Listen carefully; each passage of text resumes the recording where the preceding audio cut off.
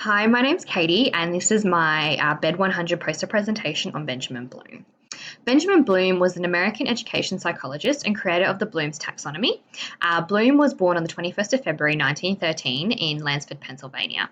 As a child, he had a constant curiosity about the world and life around him and was reading anything he could get his hands on. It's quite interesting to learn that he actually got barred from one library because the librarians didn't believe he was reading all these books, and they said, no, you can't take any more books out. But in actual fact, he was, and it wasn't until they quizzed him and found out that he actually was reading all those books.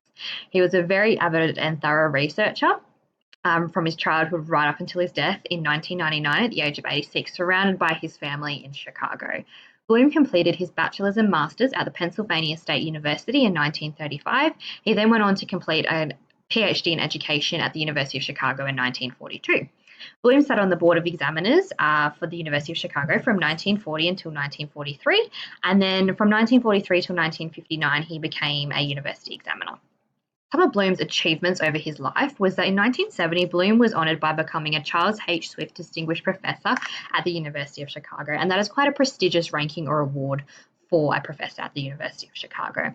He also helped to create the International Association for the Evaluation of Educational Achievement, which is a worldwide association, and he was also an advisor to many different governments across the world, including India and Israel, in regards to educational assessment, educational achievement, and education in general.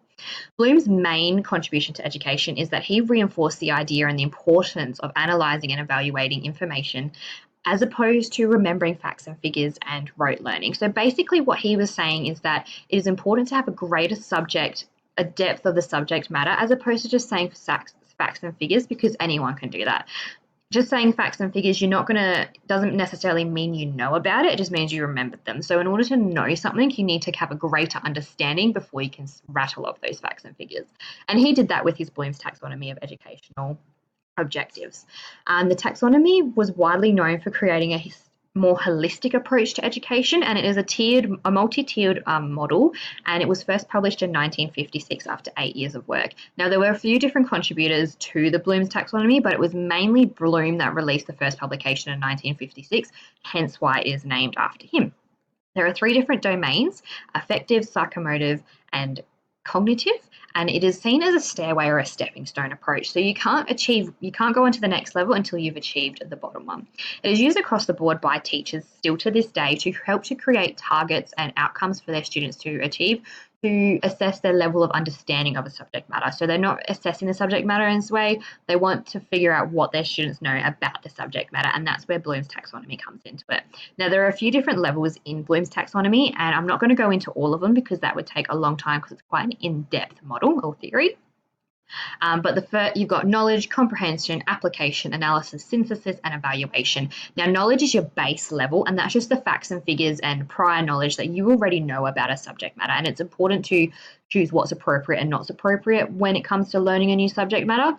And then your evaluation is your top of the tier. That is your highest level of learning or understanding of that subject matter. And that's when you assess or evaluate what you know and what you have created. So you can't get to the top unless you've gone through all the levels. Now, Bloom's taxonomy can be used from kindergarten right up through to postgraduate studies, and it is still used to this day. And I think the reason that it is so successful is because it can cater to all levels of learning, all walks of life. It has been revised 3 or 4 times to help match what it is like with the current modern teaching world. Obviously, it was first created in the 50s, so teaching was a lot different. Education was a lot different then. So it has been revised, and I think it will constantly still be revised in order for it to match up with what we are doing in today's society of teaching. I think it is a fantastic model. When you look into it, it is really good, and it's just amazing to see what one person can create from thinking about having a curiosity about the world. So thank you for listening to my production.